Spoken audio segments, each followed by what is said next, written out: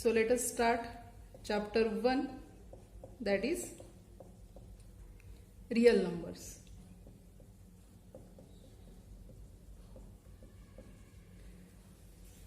Now, what is the number system? So, first there is a set of natural numbers. How the number system is started? So, the first set is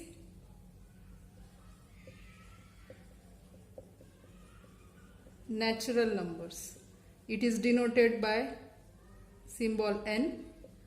It is set of numbers 1, 2, 3, 4 like this. This is set of natural numbers. Okay. Like, now consider equation x plus 5 is equal to 4.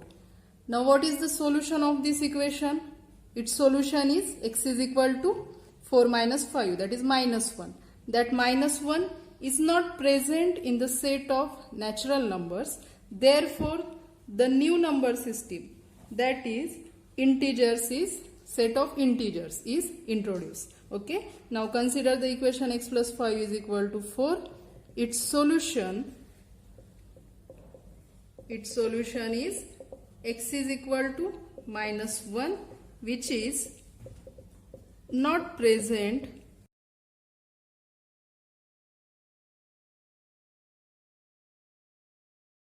numbers in set of natural numbers. Therefore, the new system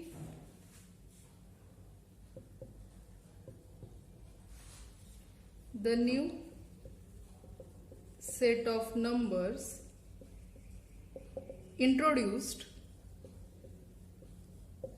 called integers. Okay, so that is second, integers.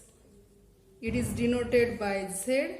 These are numbers minus 3, minus 2, that is dot dot dot, minus 3, minus 2, minus 1, 0, 1, 2, 3 up to infinity.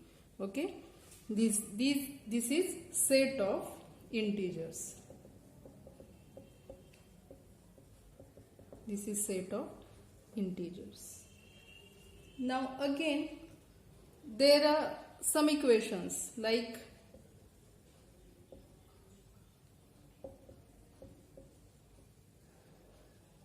there are equations like 3x plus 2 is equal to 0. Now what is the solution of this equation? 3x plus 2 is equal to 0.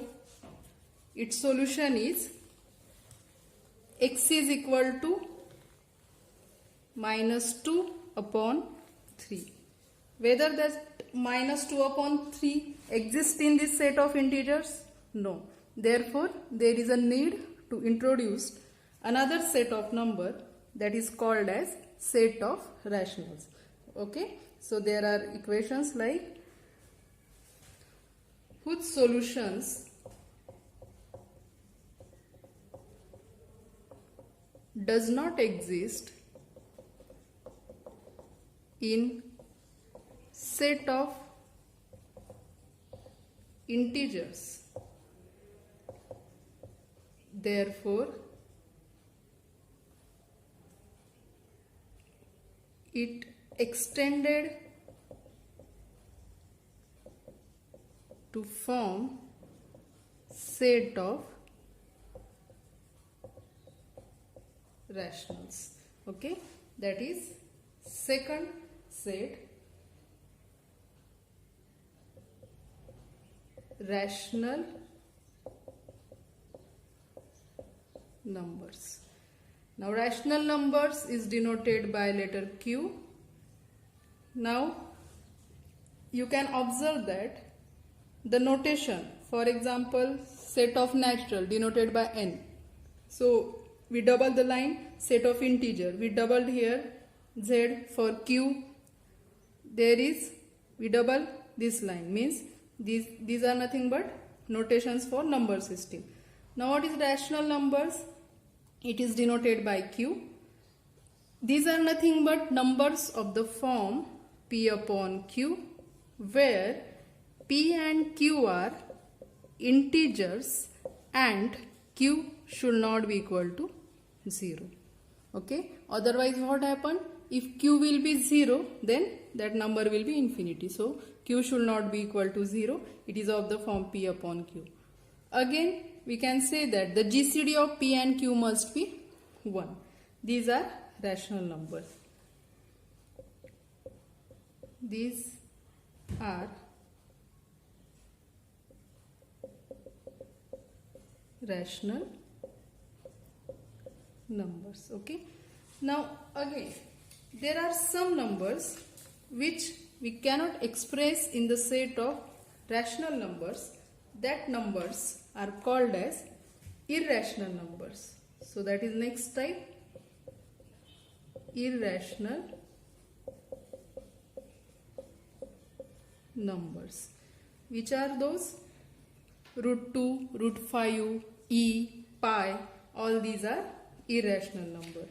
So what is irrational numbers? There are some numbers which cannot be expressed as rational numbers, are called as irrational numbers. Now which are these irrational numbers? For example, root 3, root 5, e, pi, etc. These are irrational numbers. Okay. Now the next type is real numbers. So what are real numbers? It is union of rational numbers and irrational numbers. That is next type.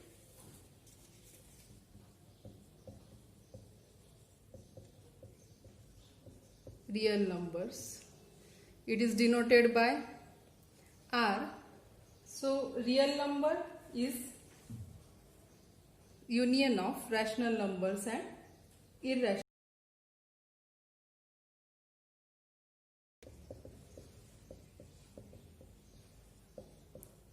Real numbers is denoted by R and is union of set of rational numbers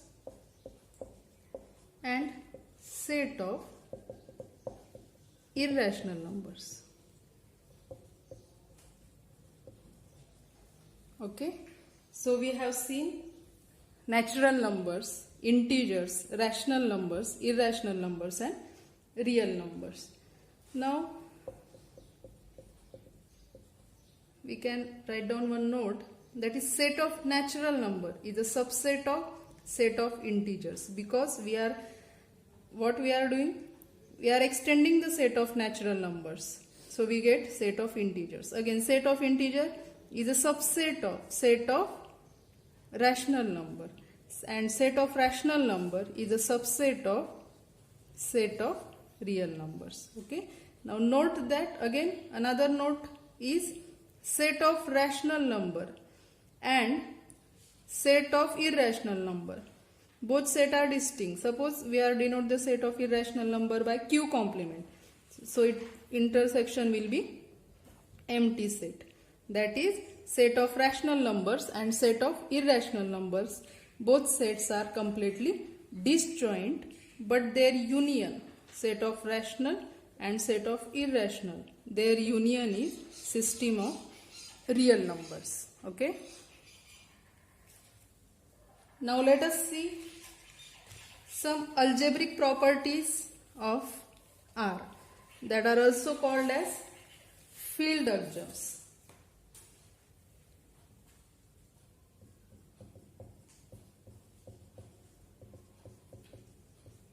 Algebraic properties of R, or it is also called as field axioms. It is also called as field axioms. Now, on the set R of real numbers, we are considering two operations, addition and multiplication.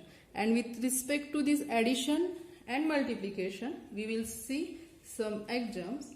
So, on R of set of real numbers, there are two binary operations. There are two binary operations denoted by addition and plus and dot, that is addition and multiplication, called addition and multiplication respectively. Okay. Then the following properties or operations are satisfied.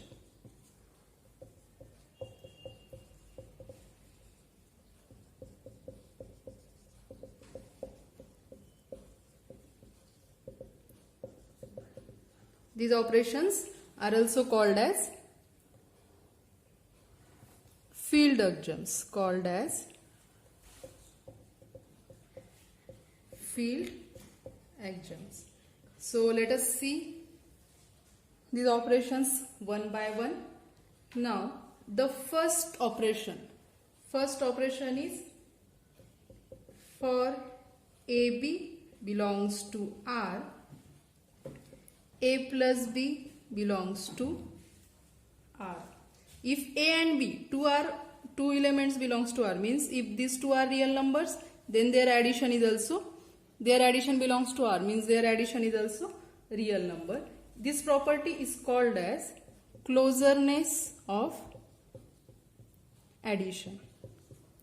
Second property, for AB belongs to R, A plus B is same as B plus A. It is called as commutative property or commutativity of addition. It is called as commutativity of addition. Okay. For any two real number, A plus B is the same as B plus A. Third property,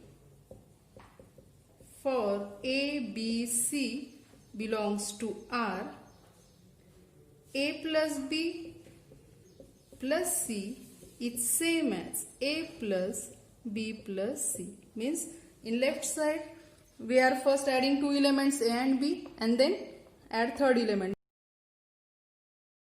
B and C and then add A. Then these both will be equal. This property is called as associative addition. This is associativity of addition. Next, fourth property is there is a number.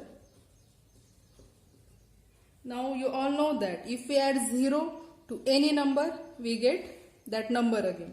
So that is nothing but the fourth property, that there is a number 0 belongs to real number system such that what? A plus 0 is equal to A is equal to 0 plus A. It is called as existence of identity. It is existence of identity. And last, that is fifth property related to addition. Fifth property is, for each A belongs to R, there exists, this is symbol for there exists minus A belongs to R such that A plus minus A is equal to 0. We get additive identity 0. It is called as additive inverse. Last property is called as additive inverse. That last property is in bracket, you write down, this is additive inverse. So among these axioms, these are 5 axioms related to addition. What is first property? All these 5 are related to addition. For first, take any two real numbers, their addition is real number. That is closeness of addition. For any two real numbers, A plus B is same as B plus A is called as commutativity of addition. For any three real numbers, A plus B plus C is same as A plus B plus C, called as associativity of addition. Fourth is existence of identity, that there is a number 0 belongs to R such that we add that 0 to any element A, we get that A again, that is existence of identity. And for each A belongs to R, there exists minus A belongs to R such that A plus minus A is equal to 0. Okay, we know all the using numbers we can check all these properties. Now sixth property. Now remember that first 5 properties are related to addition. Now next 5 related to multiplication. Okay, now sixth property related to multiplication. It is similar to for addition. Now means in addition, A plus B, if A and B belongs to R, their addition belongs to R. So related to multiplication, what is next property? For AB belongs to R, A into B belongs to R. Okay, similarly for addition, A into B belongs to R. It is called as closeness of multiplication. Seventh, what will be seventh property? What will be seventh property? It is similar to this second property. Okay, that is for AB belongs to R, A into B is same as B into A. It is commutativity of multiplication.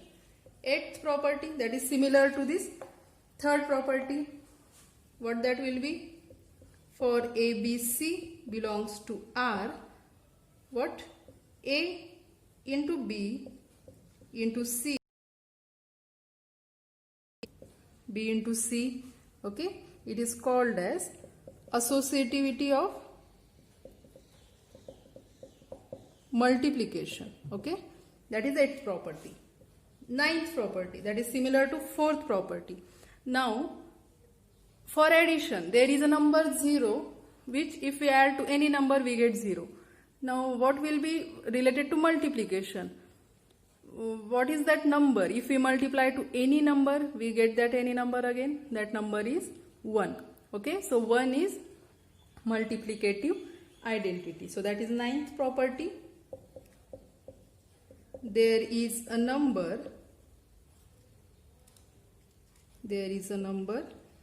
1 belongs to R such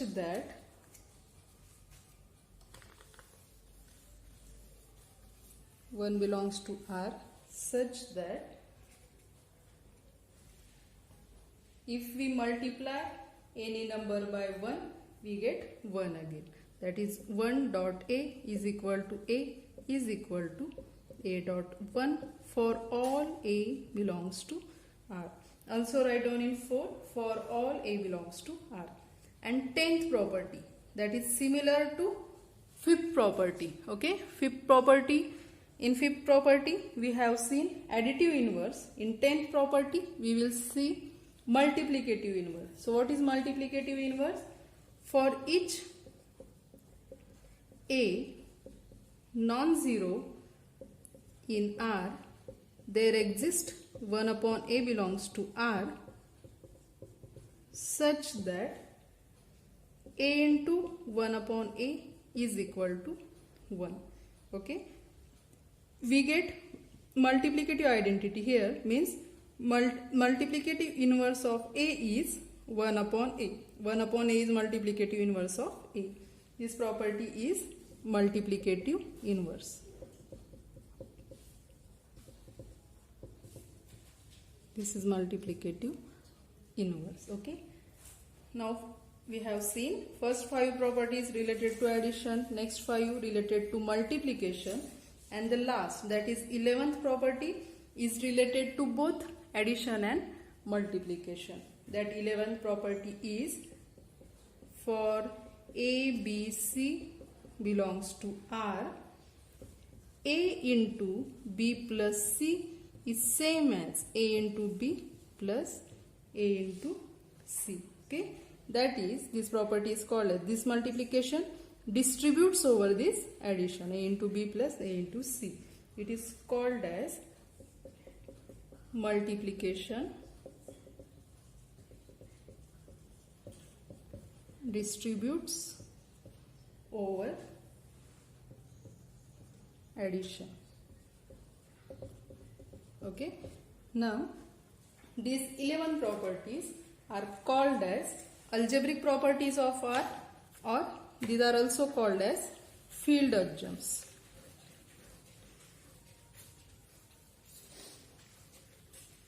Later we will see that set of rational number, that is Q, will satisfy these field adjuncts.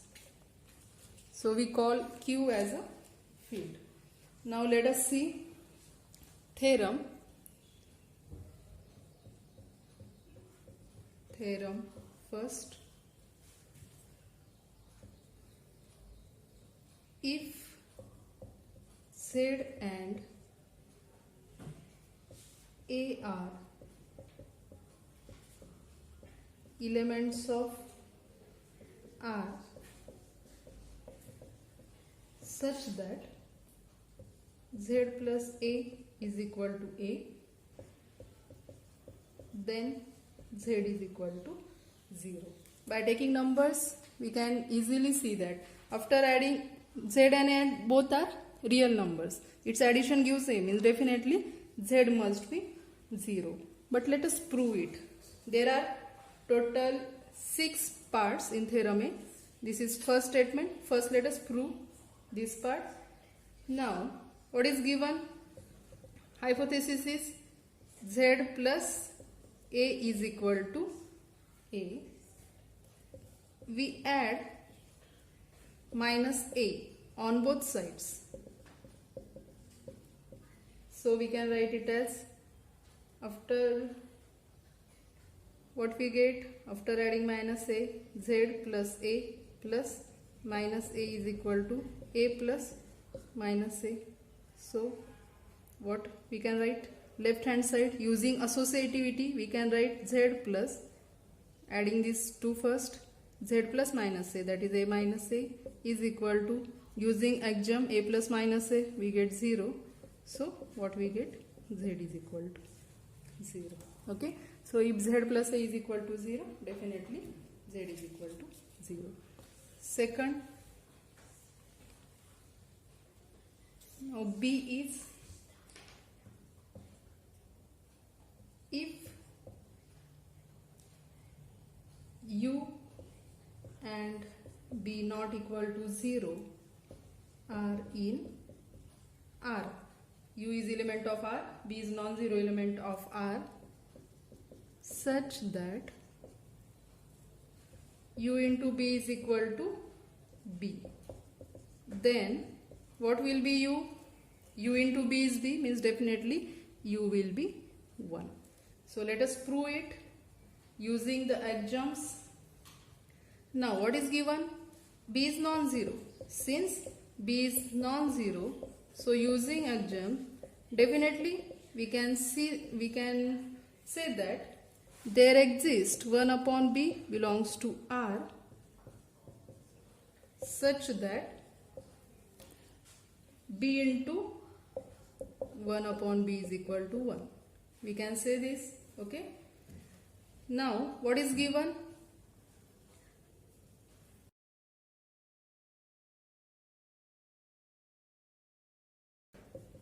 Now U into B is equal to B is given, okay? So multiply both sides by 1 upon B.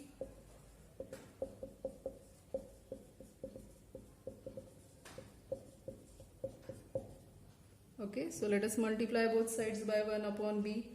So we can write it as U into B into 1 upon B is equal to this B into 1 upon B.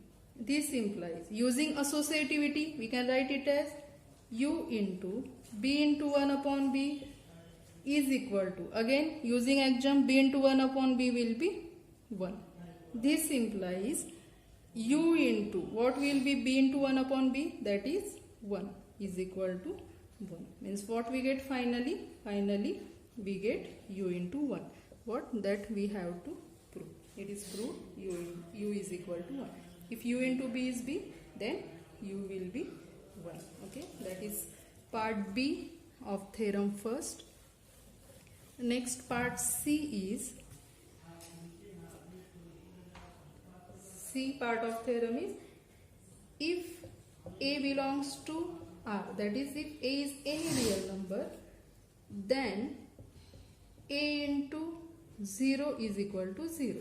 We know that if we multiply any number by 0, we get 0. That is same. If A is any real number, then multiply it by 0, we get 0. Okay. But let us prove it by axioms we have already seen. Okay. So in proof, now we can write A plus A into 0. Now A into 0, we can write it as, A can be written as, this A can be written as A into 1 plus this A into 0 as it is. Okay. Then after using the 11th axiom, that is multiplication distributes over addition, using that we can write A into 1 plus 0. Again 1 plus 0 is 1, so we get A into 1 and A into 1, finally we get A. Okay. Now let us add minus A on both sides. Add minus A on both sides. What we get? Left hand side, A plus A into 0 plus add minus A is equal to, also add minus A on right hand side, A plus minus A. So this implies what? We can take these two elements together first using associativity. So A plus this last minus A plus this A into 0 as it is equal to, what is A plus minus A? It is 0 using axiom. Okay. This implies A plus minus A, it is again 0 plus A into 0 is equal to 0. So what we get? Means we get A into 0 is equal to 0. Okay. That we have to prove. A into 0 is equal to 0. We have to prove it. Okay. This proof is nothing but of construction type. We have taken A plus A into 0 and write it, and using the properties, A can be written as A into 1 like this. We can take A common, A, okay, and then add minus A on both sides. So this will cancel. Finally, what we get? A into 0 is equal to 0. That is part C of theorem. Then part D. Let us see what is part D is. If A is non-zero and B in R, A and B are both elements of R, A is non-zero, are such that A into B is equal to 1 then b will be 1 upon a. Okay, a into b is 1, definitely b will be 1 upon a, but that a must be not equal to 0. We have to prove it. Let us prove it using the axioms we have seen. Now, as a is non-zero, there exists, by axiom, there exists 1 upon a belongs to R, such that a into 1 upon a is equal to 1. Okay. Now consider, we can write b as 1 into b. Okay.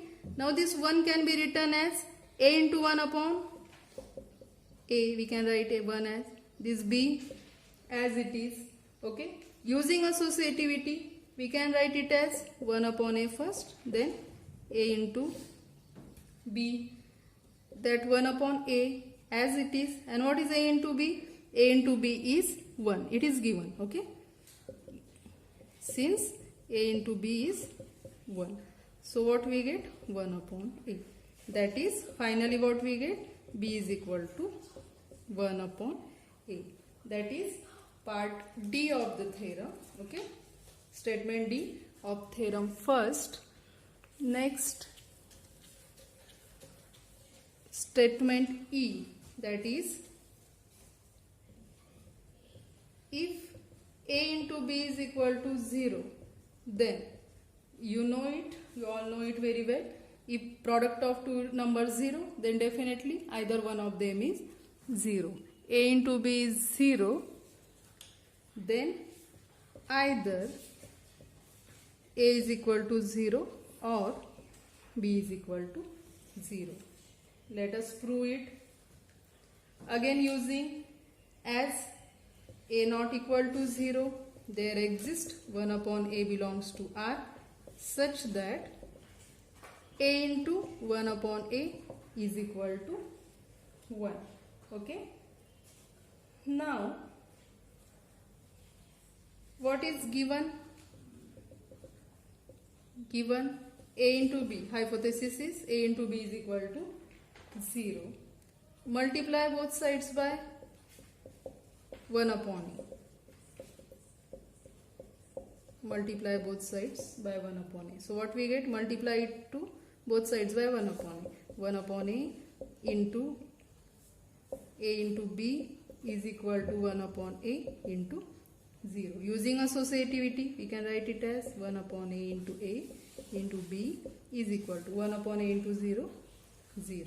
Now 1 upon a into a, it is nothing but 1 into b is equal to 0. Means what we get? B is equal to 0. Okay. Means here is not a. While proving, we are taking one condition. What is given? Product is 0. We have to prove either a 0 or b 0. In first part, we assume if a non-zero, then we get b is equal to 0. In second part, similarly, if we assume b non-zero, we get a is equal to 0. Similarly, we can prove that if b is not equal to 0, then a is equal to 0. Means either one of them is 0. And the last statement of this theorem is, that is F, if A, B are elements of R,